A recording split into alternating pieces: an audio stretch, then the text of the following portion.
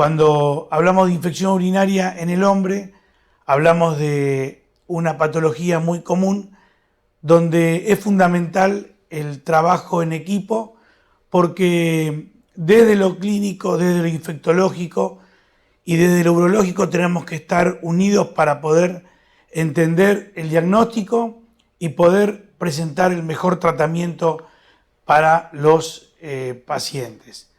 Quiero mostrarles esta placa que va a ser un poco el recorrido que vamos a tener en esta charla. Es muy importante la edad del paciente. En un paciente joven nos va a orientar un poco los antecedentes de enfermedades de transmisión sexual, algunos hábitos para orientarnos a infecciones relacionadas con gram negativos, Escherichia coli generalmente, Klebsiella, o patologías relacionadas con enfermedades de transmisión sexual, fundamentalmente clamidia y otras uretritis.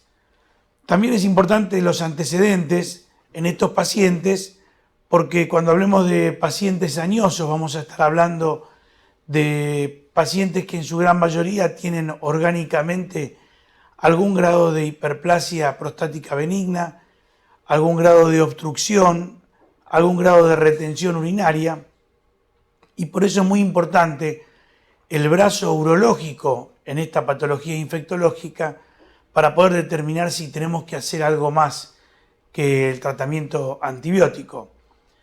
Y también es importante pensar en los tratamientos eficaces. Tenemos afortunadamente muchos avales, muchos trabajos que hablan de la importancia de elegir esquemas que sean suficientes, esquemas completos, que tengan una buena penetración en los tejidos en los que vamos a tratar, porque fundamentalmente cuando hablamos en el hombre hablamos de próstata, hablamos de epidídimo, que son tejidos que tienen membranas liposolubles, entonces van a tener una necesidad de extremar la indicación de la antibiótico terapia lo más eficaz posible. Quiero hablar también de algunos conceptos de una palabra muy utilizada y muy mal utilizada, que es el término prostatitis. Realmente tener algunos conceptos de qué definir cuando hablamos de prostatitis y también algunas palabras finales en pacientes sondados o pacientes sujetos a cateterismo intermitente. Simplemente a modo de repaso, les quiero mostrar este gráfico que muestra la interconexión entre la vía urinaria y el aparato genital. Ustedes van a ver que después de la parte amarilla donde están los uréteres desembocando en la vejiga, tenemos la misma uretra que envuelve la vejiga, la próstata y la uretra. A la próstata le desembocan las glándulas seminales, que vienen también a su vez de los conductos deferentes que vienen del epidídimo bilateral, proveyendo la materia espermática que fabrican los testículos. Todo esto está conectado y es de suma importancia porque cuando se produce la interconexión entre lo que es el aparato genital y el aparato reproductivo, tenemos mucha necesidad de entender qué está pasando a nivel prostático y fundamentalmente a nivel testicular cuando hablamos de pacientes jóvenes con sospechas de, por ejemplo, prostatitis por causa de clamidias como antecedentes de enfermedad de transmisión sexual. Y hablando más en profundidad, les quiero hacer mención, fíjense en el gráfico lo cercano que está la ampolla rectal a la próstata, entonces muchas veces el tacto nos va a poder definir si tenemos un adenoma blando, si tenemos focos de prostatitis o tenemos en algún paciente algún absceso o estamos sospechando de prostatitis aguda en alguno de los casos. Les quiero recordar que el paciente con adenoma de próstata tiene un agrandamiento a través de los años que nos permite entender cómo es el funcionamiento miccional.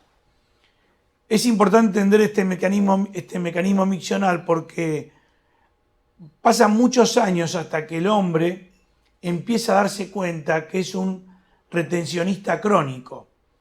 Ustedes fíjense en el adenoma de próstata, está diferenciado el color rojo oscuro con el rosa. A medida que pasa el tiempo, la hiperplasia moderada, se está agrandando la zona hiperplásica de la próstata y esta obstruye el canal urinario, y después en la hiperplasia severa vamos viendo la obstrucción a nivel uretral y cómo en los síntomas van apareciendo por falla en el vaciado de la vejiga, van apareciendo algunos signos y síntomas que son importantes. El primero de ellos es la urgencia miccional, el goteo posmiccional, la sensación de nicturia, la sensación de falla en el vaciado, la sensación de tener una incompleta relajación en ese nivel, que el hombre a través de los años se va dando cuenta. Y uno de las formas de debut de la hiperplasia prostática benigna con residuo posmiccional es justamente la infección urinaria. ¿Por qué? Porque este residuo posmiccional hace que sea un reservorio perfecto para que la duplicación de los gérmenes se pueda llevar a cabo. El paciente piensa que está orinando bien, pero quizá en una vejiga premiccional tiene 400 mililitros y cuando orina le quedan 200, cosa que le permite tener una buena calidad de vida las próximas 2 horas, 3 horas, pero con el tiempo va siendo retencionista. También tenemos algunos hallazgos orgánicos que quiero mostrarles fotos de nuestros pacientes que pueden ser causa de las infecciones urinarias. En la primera foto vemos cálculos vesicales, motivo de esa orina que no puede ser vaciada por el adenoma de próstata. Entonces uno empieza a pensar en los antibióticos y ve que no hay respuesta. Por eso es muy importante hacer diagnóstico en las causas orgánicas, que ahora vamos a hablar, y poder determinar si hay alguno de estos factores. Y en la segunda diapo vemos la estenosis de uretra, una patología que es más frecuente de lo que pensamos y que se da en cualquier paciente que haya tenido o algún procedimiento, una cistoscopía, un estudio urodinamico, una intervención, una RTU de vejiga, una RTU de próstata, o haya tenido una sonda vesical porque entró en terapia intensiva y quería medir la diuresis. Solamente por eso puede hacer una estenosis de uretra. Entonces vemos la próstata que está normal y el paciente tiene un factor obstructivo que es la estenosis de uretra. Como ejemplos de lo que podemos entender en el hombre. Entonces, ¿cuáles son los estudios que nos permiten entender o pensar en causas orgánicas? Podemos referirnos a ecografías renales vésico-prostáticas que nos permitan hacer la dinámica de la micción. El estudio ideal es tener una vejiga llena para hacer una ecografía premiccional. En ese momento miramos el adenoma de próstata, su entrada hacia la vejiga, también miramos el volumen premiccional, posteriormente hacemos una flujometría miccional, que es un estudio muy sencillo, que es orinar en una balanza que por gravedad nos va a dar una curva flujométrica para saber si es una curva normal, y después hacemos la ecografía con el residuo posmiccional. Ahí vamos a entender en gran medida lo que está pasando a nivel prostático. ¿Cuándo hacemos este estudio? Cuando el paciente hace una infección urinaria, le damos el antibiótico que estimamos de acuerdo a los antecedentes y vemos que el paciente no está respondiendo al tratamiento o hace una recidiva de la infección. Entonces estudiamos la vía urinaria. Probablemente con la ecografía y la flujometría miccional estemos cubriendo la gran mayoría de los casos. Por supuesto que muchas veces cuando pedimos los estudios decimos vamos a hacerle alguna, ya que está, vamos a pedirle un PSA. El PSA en un paciente infectado con un adenoma de próstata en un cuadro en contexto de prostatitis probablemente esté elevado al doble o al triple. cosa que no nos tiene que preocupar o nos tiene que tener de alarma ver los antecedentes y después pedirle, después que pasen el episodio de infección urinaria. ¿Cómo pensamos o cómo encaramos los tratamientos para la infección urinaria en el hombre?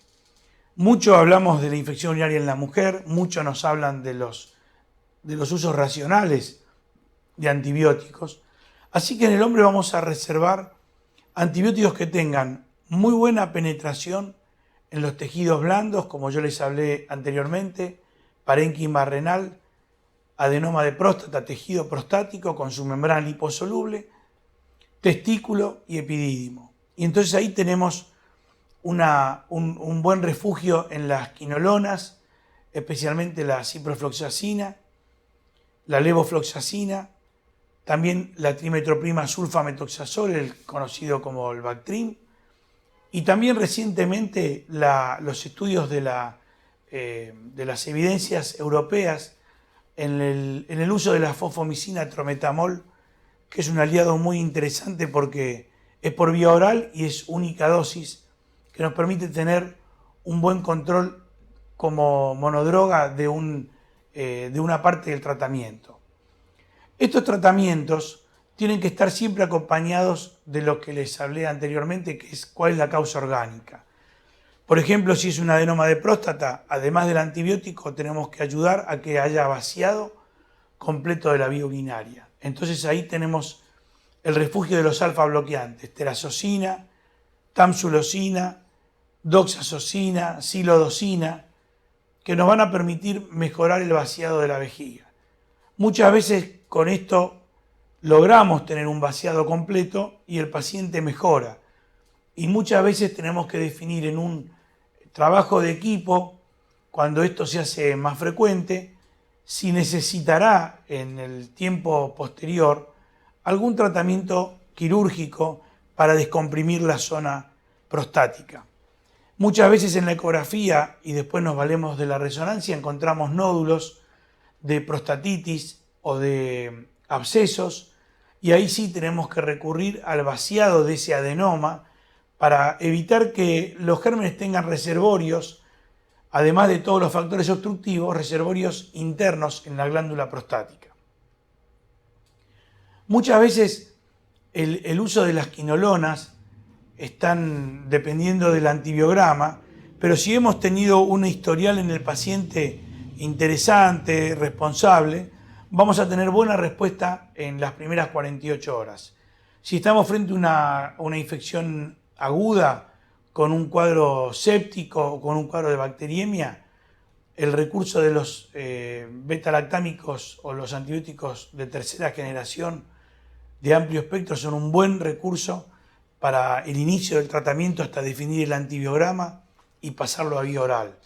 Entonces es común que alguna infección urinaria en el hombre requiera las primeras 48 horas de un antibiótico de terapia endovenosa para pasar después al tratamiento oral.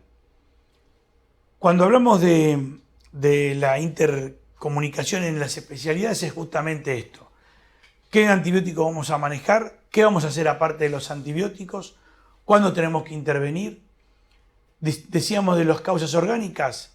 Lejos tenemos el adenoma de próstata. Las litiasis, que pueden ser vesicales o ureterales, y en ese caso vamos a necesitar una descompresión con un catéter doble J y otras de acuerdo a las necesidades del paciente. Uno de los conceptos que quería compartir con ustedes en cuanto al tema de prostatitis es cuando hablamos de prostatitis, ¿de qué estamos hablando? ¿Duele la próstata? ¿Estamos en un concepto de infección? La mayoría de las veces estos pacientes vienen derivados con tratamientos antibióticos. Y les quiero decir que casi el 85% de los pacientes que tienen lo que los médicos decimos prostatitis, en realidad es un síndrome que tenemos que relacionarlo más con el síndrome de piso perineal doloroso, que es un paciente que la descarga tensional o psicosomática se da a niveles de los músculos perineales y eso nos orienta o nos mal orienta a un trastorno prostático porque el paciente tiene dolor perineal, no está orinando bien. Entonces tenemos que pensar, ¿ese paciente tiene antecedentes de enfermedades por clamidia? ¿Cómo está la parte epididimaria? ¿Va a necesitar un tratamiento prolongado por prostatitis? Vamos a pensar en doxiciclina, vamos a pensar en fosfomicina trometamol, o vamos a pensar en un paciente que tiene antecedentes de enfermedades de infecciones urinarias por gram negativos, y ahí entonces nos orientamos más a la combinación entre quinolonas y fosfomicina o el Bactrim durante 1 mes a 3 meses de acuerdo al cuadro clínico. Pero esto está reservado al 8 a 10% de los pacientes. La mayoría de estos pacientes que tienen síndrome de piso perineal doloroso responden bien con terapias múltiples. En general, alfa-bloqueantes, relajantes musculares, un buen apoyo de psicoterapia para poder estar cerca de ese paciente y hacerle entender que la descarga en ese paciente, que podría ser la gastritis o podría ser la cefalea, está haciendo la contracción de los músculos perineales. Entonces, un buen diagnóstico de prostatitis, antecedentes del paciente, ver la edad y ahí sí abocarnos a un tratamiento que puede ser de 3 meses, como nos ayudan las guías de prostatitis de las sociedades científicas. Y cuando hablamos de pacientes sondados o pacientes con cateterismo intermitente, tenemos esos pacientes que tienen periodos largos de sonda, que son más de 30 días, pacientes que no pueden ser operados de próstata, pacientes que no pueden deambular o tienen contraindicación cardíaca y necesitan la sonda vesical. O aquellos pacientes con lesión medular o mielomeningocele que desde temprana edad están necesitados de vaciar la vejiga con cateterismos intermitentes limpios o estériles según donde estén haciendo este tratamiento. Estos pacientes por definición tienen la orina contaminada. Entonces van a necesitar esperar bien el momento de cuándo definir un tratamiento. En general no pedimos urocultivos, o mejor dicho, el urocultivo no tiene una validez científica para poder orientar o indicar un tratamiento. Pero sí el aumento de la espasticidad, la bacteriemia, la hematuria nos van a orientar a hacer tratamientos con estos pacientes. En esos casos sí vamos a necesitar esta combinación de los medicamentos que les nombré anteriormente. Buenos aliados, la ciprofloxacina, la levofloxacina, la trimetroprima sulfa y también la fosfomicina trometamol. Quiero dejarles esta síntesis entonces de tener en cuenta la importancia de la interdependencia entre especialistas, un buen diagnóstico, además de pensar en el antibiótico, ¿qué tengo que hacer además como urólogo, como especialista de la vía urinaria? Y ofrecérselo al paciente, tratamiento medicamentoso, tratamiento quirúrgico, descomprimir la vía urinaria. Pensar en prostatitis, una buena definición para no darle tratamiento antibiótico innecesario a los pacientes, hacer un diagnóstico eficaz y tenemos buenos recursos, y también el manejo del paciente sondado, saber que es un paciente que está contaminado, no desesperarse por hacer urocultivos y esperar sí el momento justo de bacteriemia o de aumento de la espasticidad o hematuria para hacer diagnóstico y ahí sí empezar un tratamiento. Espero haber sido claro en este poco tiempo de trabajo y estoy a disposición. Muchas gracias. Pasamos a una etapa de 10 minutos de preguntas vía chat.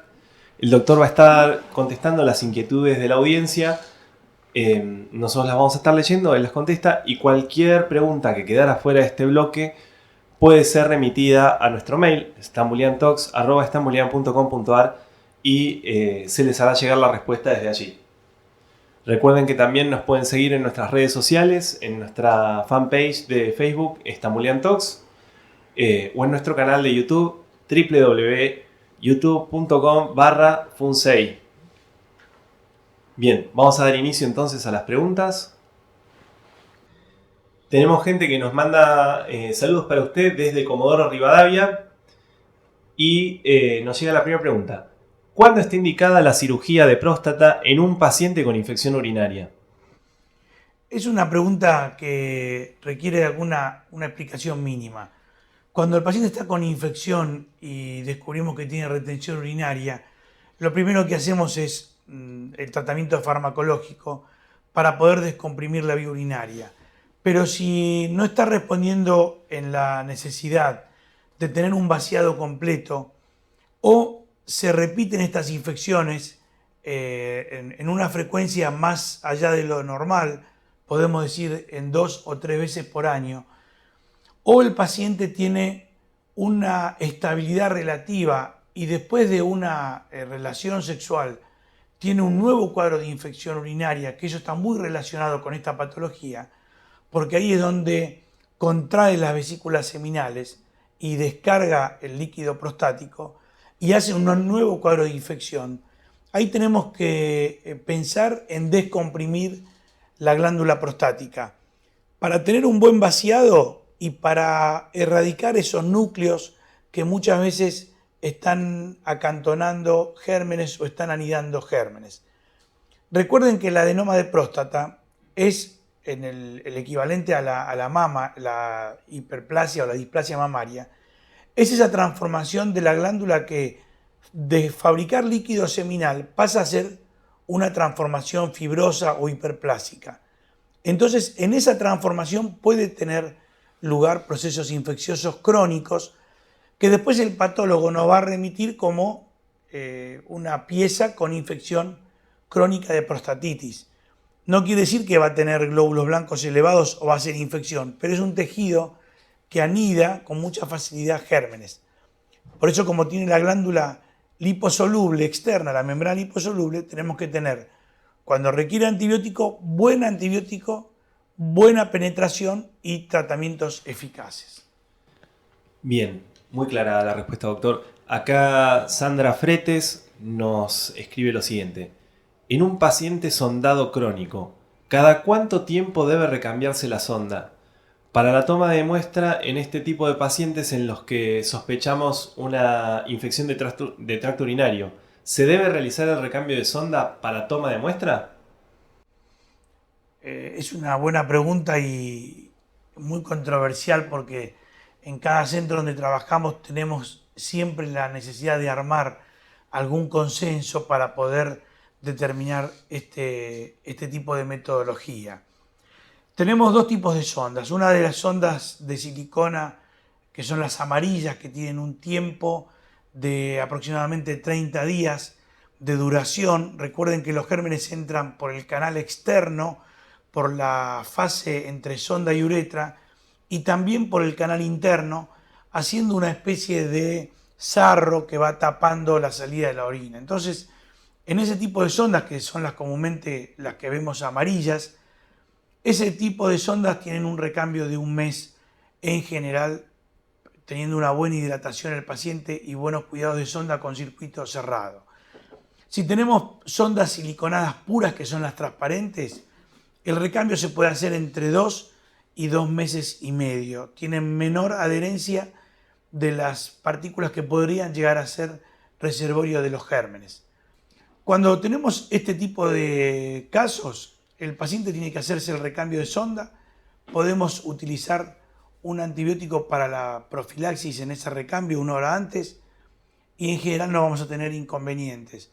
Si el paciente está con sonda y está haciendo una sospecha de infección urinaria porque tiene bacteriuria, hematuria o se tapó la sonda o tiene mucho sarro, conviene hacer el recambio de sonda, retirar el tejido que está adherido a la sonda. Con eso vamos a tener muy buena respuesta a todo lo que es sospecha de micosis en infección urinaria y vamos a poder cambiar la sonda para tomar la muestra de orina. En general recomendamos clampear la sonda media hora antes para que al sacar la sonda y colocar la primera sonda obtengamos algo de líquido de muestra. No tiene mucho sentido tomar muestra desde ya, desde la bolsa colectora o con una aguja a través de la sonda. Son todos métodos que no van a ayudarnos y van a contaminar la muestra. Bien, nos queda tiempo para una pregunta más y es la siguiente. ¿Cuáles son los mejores estudios para evaluar la dinámica de la micción? Comenté en la charla, muchas veces pensamos en estudios complejos para la dinámica de la micción, pero un buen interrogatorio al paciente, pensando que tenga una buena calidad de vida, como esto no duele, el paciente, en general los hombres somos un poco negadores porque es algo que va haciéndose progresivo. Tenemos que preguntarle si tiene sensación de orinar, si cuando orina tiene el vaciado, la sensación de que vació, si no tiene urgencia, si no tiene lo que se llama el síndrome del palier, el paciente está llegando a su casa y no aguanta los últimos 2 o 3 minutos porque tiene esa incontinencia de la llegada a la casa. Y les comentaba que una buena ecografía pre y post-miccional, con una flujometría miccional, que es un estudio que nos permite ver la calidad y la cantidad de chorro para ver bien la fuerza de la vejiga y la relajación de la próstata, nos permiten con esos 2 estudios tener un aproximado en la mayoría de los estudios, de los pacientes. Si tenemos sospecha de prostatitis por absceso o por algún lugar de algún núcleo de prostatitis, la resonancia de la zona pelviana con contraste con gadolinio es una buena herramienta para esto, que son muy pocos los pacientes que lo van a necesitar, pero nos van a dar una buena herramienta de diagnóstico.